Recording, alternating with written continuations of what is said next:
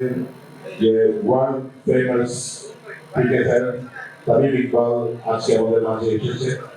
সে আমাদেরকে কিছু পরামর্শ এবং গাইডলাইন দিয়ে যাবেন, যেটা আমাদের গাজীপুরের স্পোর্টসের জন্য, যে গাজীপুরের ফিউচার স্পোর্টসটা যেন আমরা আরো ভালো করতে পারি, আমাদের প্লেয়ারদেরকে যেন আমরা ন্যাশনাল লেভেলে নিয়ে যেতে পারি।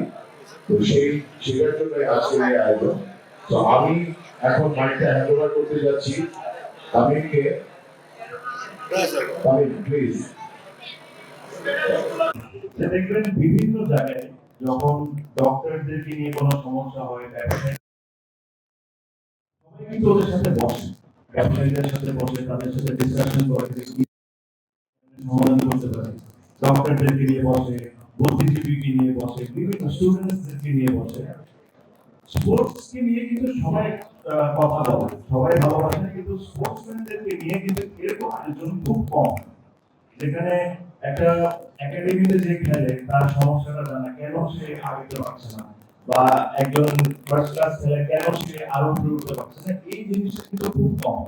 তো এই নতুন প্র্যাকটিসই আমরা শুরু করতে যাচ্ছি, যে আপনাদের মুখে জানা যে কি কারণে আমরা আরো ভালো কেন করতে পারছেন না, কি ফেসিলিটির দরকার।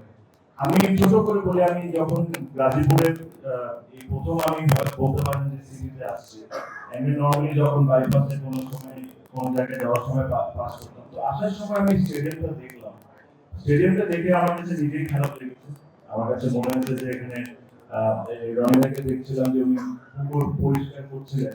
আমি আশা করি রনি ভাই আপনার স্টেডিয়ামটাও পরিষ্কার করবেন, কারণ স্টেডিয়াম খুব ভালো হচ্ছে।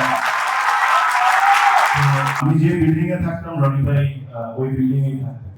তো 2013 সাল থেকে রনি ভাইয়ের সাথে আমার একটা সম্পর্কটা বড় ভাই ছোট ভাইও বলতে পারেন, বন্ধুও বলতে পারেন, বা অন্য যে কোনো বিষয় নিয়ে বলতে পারেন। আমার সাথে ওনার খুবই ঘনিষ্ঠ সম্পর্ক। ওনার খুব ভালো সময়ও আমি দেখেছি, খুব ভালো সময় এখন দেখছি, খুব খারাপ সময় আমি দেখেছি। তো ওনার এই পুরো জার্নি 2013 সাল থেকে 26 সাল পর্যন্ত পুরো জার্নির আমি বলতে পারেন আমরা আমরা অনেক হ্যাপিনেস একসাথে আমরা দেখেছি, অনেক কষ্টও দেখেছি।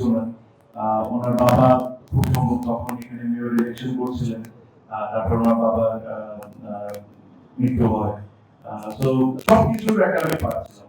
রনি ভাইয়ের মধ্যে আমি একটা জিনিস সবসময় একটা জিনিস দেখতাম, ওনার কোনো পজিশন থাকুক বা না থাকুক, উনি স্পোর্টস নিয়ে হি ওয়াজ অলওয়েজ ভেরি ইন্টারেস্টেড।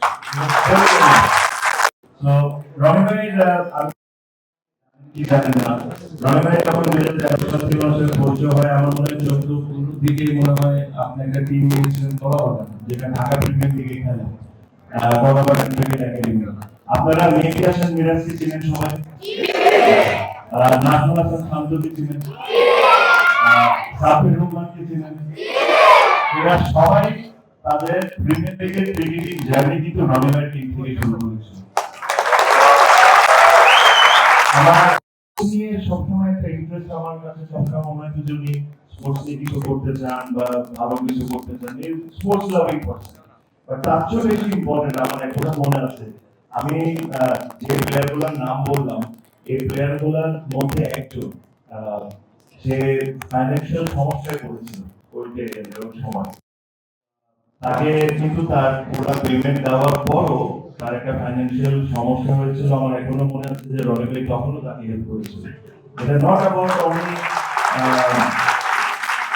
দেখে টাকা দিব, ওনার মধ্যে ওই জিনিসটা আমি সবসময় ফিল করতাম যে উনি সবসময় এই জিনিসটা করতেন।